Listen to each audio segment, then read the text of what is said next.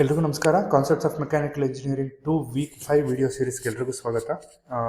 ಈ ಪ್ರೀವಿಯಸ್ 2 ವೀಡಿಯೋಸಲ್ಲಿ ನೀವು additive manufacturing ಅಂದರೆ ಏನು, ಅದ್ರ ಬಗ್ಗೆ ಇಂಟ್ರೊಡಕ್ಷನ್ ತಿಳ್ಕೊಂಡ್ರಿ. Features, materials, merits and demerits, applications ಅನ್ನೋದನ್ನು ಫಸ್ಟ್ ಸೆಷನಲ್ಲಿ ತಿಳ್ಕೊಂಡ್ರಿ. ಇನ್ನೂ ನೋಡಿಲ್ಲ ಅಂದರೆ you can go back and watch that introduction video. Afterwards you have learned about generic additive manufacturing process and additive manufacturing technologies introduction ಬಗ್ಗೆ ತಿಳ್ಕೊಂಡ್ರಿ. ಈ ಒಂದು ಸೆಷನಲ್ಲಿ FDM ಮೆಷಿನ್ ಯಾವ ಥರ ವರ್ಕ್ ಆಗುತ್ತೆ, ಅದ್ರ ಕನ್ಸ್ಟ್ರಕ್ಷನ್ ಫೀಚರ್ಸ್ ಏನಿದೆ, ಮೆಟೀರಿಯಲ್ಸ್ ಯಾವ್ಯಾವ್ದು ಯೂಸ್ ಮಾಡ್ತಾರೆ, ಆ್ಯಂಡ್ ವರ್ಚುವಲ್ ಲ್ಯಾಬ್ ಸಿಮ್ಯುಲೇಷನ್ ಕೂಡ ನಾನು ನಿಮಗೆ ಎಕ್ಸ್ಪ್ಲೈನ್ ಮಾಡ್ತಾ ಬರ್ತೀನಿ. ಇನ್ನು ಮಿಕ್ಕಿದೆರಡು ನೆಕ್ಸ್ಟ್ ಸೆಷನ್ಸಲ್ಲಿ ಮತ್ತು ಪ್ರಾಕ್ಟೀಸ್ ಕಂಟೆಂಟ್ ಕೂಡ ನೆಕ್ಸ್ಟ್ ಕಮಿಂಗ್ ಸೆಷನ್ಸಲ್ಲಿ ನೀವು ತಿಳ್ಕೊಬೋದು. So coming to the introduction part of a FDM machine. So as I told you in a previous video, FDM is an additive manufacturing process where melted thermoplastic filament, ಏನು thermoplastic filament ಸ್ಪೂಲಿಂದ ಬರುವಂತಹ ಒಂದು thermoplastic ಫಿಲಮೆಂಟನ್ನು extruder ಮುಖಾಂತರ extrude ಮಾಡಿ, nozzle ಮುಖಾಂತರ deposit ಮಾಡಿ, layer by layer build ಪ್ಲ್ಯಾಟ್ಫಾರ್ಮಲ್ಲಿ ಕ್ರಿಯೇಟ್ ಮಾಡೋದಕ್ಕೆ FDM ಅಡಿಟಿವ್ ಮ್ಯಾನುಫ್ಯಾಕ್ಚರಿಂಗ್ ಪ್ರೋಸೆಸ್ ಅಂತ ಕರಿತೀವಿ. ಅಂದರೆ ಥರ್ಮೋಪ್ಲಾಸ್ಟಿಕ್ ಫಿಲಮೆಂಟನ್ನು ಎಕ್ಸ್ಟ್ರೂಡರ್ ಇಂದ ಹೀಟ್ ಮಾಡಿಸಿ ನಾಜಲ್ ಮುಖಾಂತರ ಲೇಯರ್ ಬೈ ಲೇಯರ್ ಡೆಪಾಸಿಟ್ ಆಗುತ್ತೆ. But layer by layer deposit ಆಗಬೇಕು ಅಂದರೆ ಕ್ಯಾಡ್ ಮಾಡಲಲ್ಲಿ ನೀವು ಯಾವ ಥರ ಸ್ಲೈಸಿಂಗ್ ಮಾಡಿರ್ತೀರಾ ಸಾಫ್ಟ್ವೇರಲ್ಲಿ, ನೀವು ಯಾವ ಕ್ಯಾಡ್ ಮಾಡಲ್ ಜನರೇಟ್ ಮಾಡಿರ್ತೀರಾ 3D ಆಬ್ಜೆಕ್ಟ್ನ ಅನ್ನೋದ್ರ ಮೇಲೆ ಡಿಪೆಂಡ್ ಆಗಿರುತ್ತೆ. ಸೊ ಆ ಜಾಗದಲ್ಲಿ ಮಾತ್ರ ಪ್ರಿಂಟ್ ಆಗ್ತಾ ಬರುತ್ತೆ. ಇನ್ನು ಕನ್ಸ್ಟ್ರಕ್ಷನ್ ಆಫ್ FDM ಮೆಷಿನ್ ಬಗ್ಗೆ ತಿಳ್ಕೊಳ್ಳೋದಾದರೆ, you can see here this is a general 3D printer which is used for FDM operation ಅಥವಾ FDM additive manufacturing process. Here you can see the filament spool. Filament spool ಅಂದರೆ ನೀವು ಯಾವ thermoplastic ಫಿಲಮೆಂಟನ್ನು use ಮಾಡ್ತೀರೋ ಅದನ್ನು ಈ ಒಂದು ಸ್ಪೂಲಲ್ಲಿ ಇಟ್ಟು ಇದನ್ನು ನೀವು ಎಕ್ಸ್ಟ್ರೂಡರ್ಗೆ ಪಾಸ್ ಮಾಡಬೇಕಾಗುತ್ತೆ. ಸೊ ಈ ಒಂದು ಕಾಂಪೊನೆಂಟ್ಗೆ ನಾವು ಫಿಲಮೆಂಟ್ ಸ್ಪೂಲ್ ಅಂತ ಕರಿತೀವಿ. ಇದ್ರ ಒಳಗಡೆ ರೋಲ್ ಫಾರ್ಮ್ಯಾಟಲ್ಲಿ ಫಿಲಮೆಂಟ್ ಇರುತ್ತೆ. ಜನರಲಿ PLA ಅಥವಾ ABS ಮೆಟೀರಿಯಲ್ನ ನಾವು ಯೂಸ್ ಮಾಡೋದ್ರಿಂದ ಸೊ PLA ಮತ್ತು ABS ಸ್ಪೂಲ್ ಮೆಟೀರಿಯಲ್ ಅಂತ ಕರಿಬೋದು.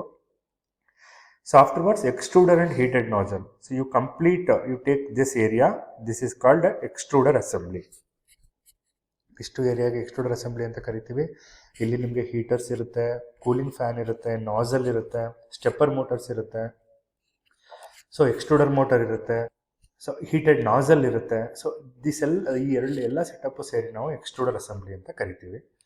Next one is build platform. Build platform ಅಂದರೆ ಯಾವ ಒಂದು ಜಾಗದಲ್ಲಿ ಮಾಡೆಲ್ಲು ಪ್ರಿಂಟ್ ಆಗಬೇಕಾಗುತ್ತೆ ಆ ಜಾಗಕ್ಕೆ ನಾವು ಬಿಲ್ಡ್ ಪ್ಲ್ಯಾಟ್ಫಾರ್ಮ್ ಅಂತ ಕರಿತೀವಿ. You can see here this red plate is called a printed bed ಅಥವಾ ಪ್ರಿಂಟ್ ಬೆಡ್ ಅಥವಾ ಬಿಲ್ಡ್ ಪ್ಲ್ಯಾಟ್ಫಾರ್ಮ್ ಅಂತ ಕರಿತೀವಿ. And stepper motors are very very important to move the extruder assembly or the base plate into XYZ direction.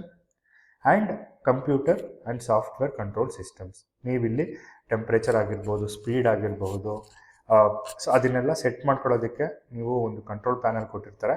ಅದು ಕೂಡ ತುಂಬ important component ಆಗಿರುತ್ತೆ. So general ಆಗಿ you have 5 different components ಎಲ್ಲ ಸೇರಿ ನಮಗೆ FDM ಅಂತ ಅನ್ಸ್ಕೊಳ್ಳುವಂಥದ್ದು. ಮೊದಲನೇದು ಫಿಲಮೆಂಟ್ ಸ್ಪೂಲು, ಎಕ್ಸ್ಟ್ರೂಡರ್ ಅಥವಾ heated nozzle, build platform, stepper motors ಮತ್ತು ಕಂಟ್ರೋಲ್ ಸಿಸ್ಟಮ್.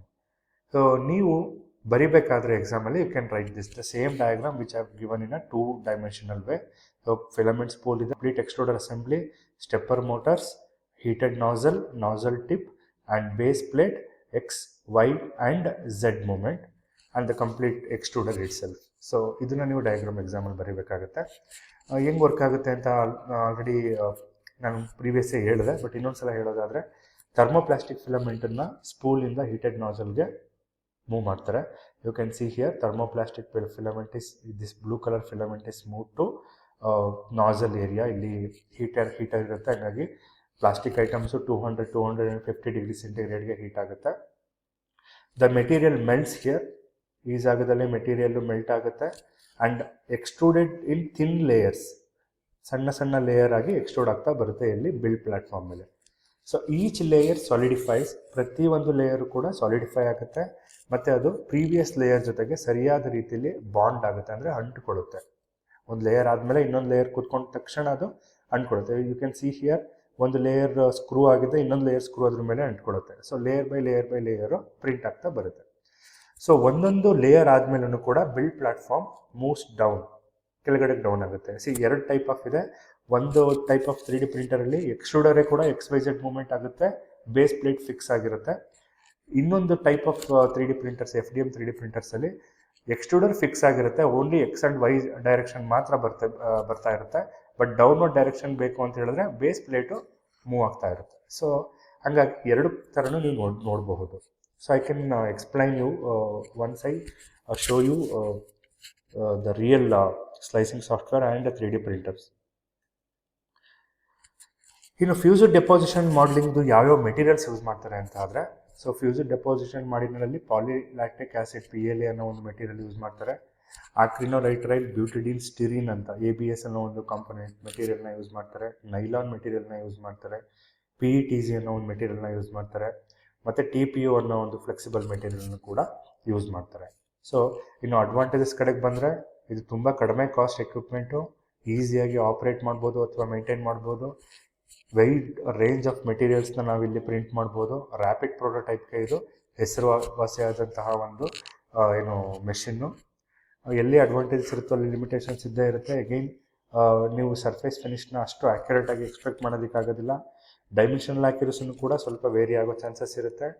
ಒಂದೊಂದು ಲೈನು ಕೂಡ ನಿಮಗೆ ಕಾಣಿಸುತ್ತೆ. ಅದು ಕೂಡ ಆ ಥರ ಕಾಣಿಸ್ಬಾರ್ದು. ಆ್ಯಕ್ಚುಲಿ ನೀವು ಮೆಟಲ್ ಮ್ಯಾನುಫ್ಯಾಕ್ಚರಿಂಗಲ್ಲಿ ಆ ಥರ ಏನು ಕಾಣಿಸೋದಿಲ್ಲ. ಕಾಂಪ್ಲೆಕ್ಸ್ ಪಾರ್ಟ್ಸ್ ಇದ್ದರೆ ಟೈಮ್ ತೊಗೊಳುತ್ತೆ. So these are the limitations. And in ಅಪ್ಲಿಕೇಶನ್ಸಿಗೆ ಬಂದರೆ, ಪ್ರೋಟೋಟೈಪ್ ಮಾಡಲ್ಸಲ್ಲಿ ನಾವು ಇದನ್ನು ಯೂಸ್ ಮಾಡ್ತೀವಿ, ಎಜುಕೇಷನಲ್ ಪ್ರಾಜೆಕ್ಟ್ಸಲ್ಲಿ ಯೂಸ್ ಮಾಡ್ತೀವಿ, ಆಟೋಮೋಟಿವ್ ಆ್ಯಂಡ್ ಮೆಕ್ಯಾನಿಕಲ್ ಪಾರ್ಟ್ಸಲ್ಲಿ ಯೂಸ್ ಮಾಡ್ತೀವಿ, ಜಿಗ್ಸ್ ಆ್ಯಂಡ್ ಫಿಕ್ಚರ್ಸ್ ಮತ್ತು ಟೂಲ್ಸಲ್ಲಿ ನಾವು ಇದನ್ನು ಯೂಸ್ ಮಾಡ್ತೀವಿ. ಸೊ ಇದೆಲ್ಲದರಿಂದ you can expect the FDM machine is very much useful for prototype modelling ಅಂತಲೇ ಹೇಳ್ಬೋದು. ಸೊ ನೆಕ್ಸ್ಟ್ ನಾನು ನಿಮಗೆ ವರ್ಚುವಲ್ ಲ್ಯಾಬ್ ಸಿಮ್ಯುಲೇಷನ್ ಯಾವ ಥರ ಇದೆ, ಎಲ್ಲಿಗೆ ಯಾವ ವೆಬ್ಸೈಟ್ಗೆ ಹೋಗಬೇಕು ಅನ್ನೋದ್ರ ಬಗ್ಗೆ ಇವಾಗ ಹೇಳ್ತಾ ಬರ್ತೀನಿ. ವರ್ಚುವಲ್ ಲ್ಯಾಬ್ ಸಿಮ್ಯುಲೇಷನ್ಸು ನಮಗೆ ತುಂಬ ಲೈಕ್ ನಿಮ್ಗೆ ಯಾವ ಥರ ಮೆಷಿನ್ಸ್ ಇರಲ್ಲ ಅವ್ರಿಗೆ ತುಂಬ ಫೀಲ್ ಕೊಡುತ್ತೆ. IIT Kanpur, IIT Kharagpur, IIT Madras, IIT Delhi, so IIT Bombay ಅವ್ರುಗಳು ಮಾಡಿರುವಂತಹ ವರ್ಚುವಲ್ ಲ್ಯಾಬು, ಅದನ್ನು ನಾನು ನಿಮ್ಗೆ ತೋರಿಸ್ತಾ ಬರ್ತೀನಿ. So I just google it, virtual lab simulation of FDM 3D printer ಅಂತ ಕೊಟ್ಟರೆ, ಸೊ ನಿಮಗೆ ಇಲ್ಲಿ ನೋಡುತ್ತೆ ನೋಡಿ, ವರ್ಚುವಲ್ ಲ್ಯಾಬ್ ಅಂತ ಒಂದು ಬರುತ್ತಲ್ಲ, ಇಲ್ಲಿ ನೀವು ಕ್ಲಿಕ್ ಮಾಡಬೇಕು. Simulation of fused deposition modelling ಅಂತ.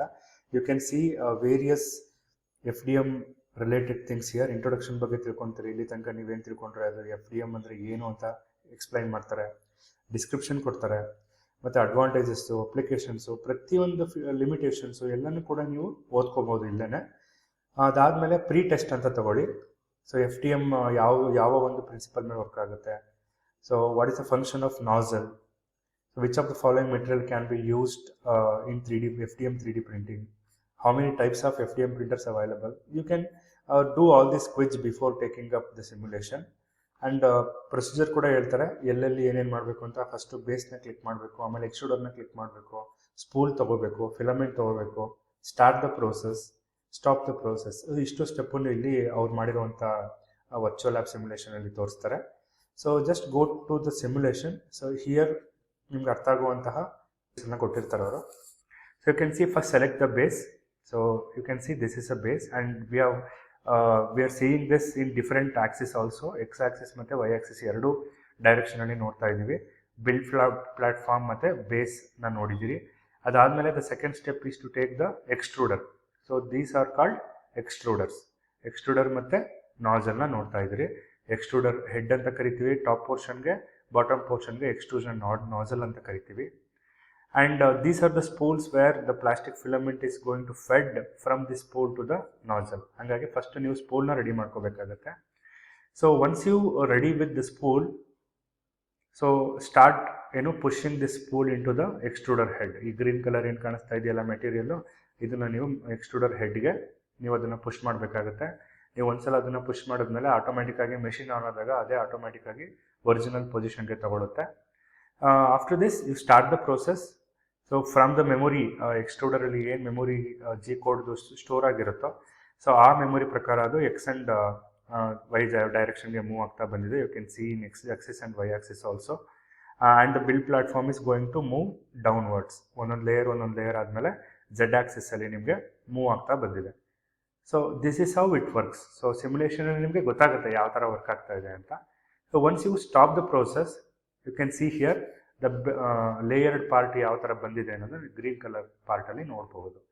So all of you do this. ನೀವು ಮನೇಲಿ ಇದನ್ನು ಪ್ರಾಕ್ಟೀಸ್ ಮಾಡಿ, ವೆಬ್ಸೈಟ್ಗೆ ಹೋಗಿ ಯಾವ ಥರ ವರ್ಕ್ ಆಗುತ್ತೆ ಅಂತ ನೋಡಿ, and again come back to the original presentation where you can learn the theory portion of the FDM machine ಅಂತಲೇ ಹೇಳ್ಬೋದು. ಸೊ ನಿಮ್ಗೆ ಏನಾದರೂ ಡೌಟ್ಸ್ ಇದ್ದರೆ you can leave us a comment. I am ready to answer all the questions. Thank you so much.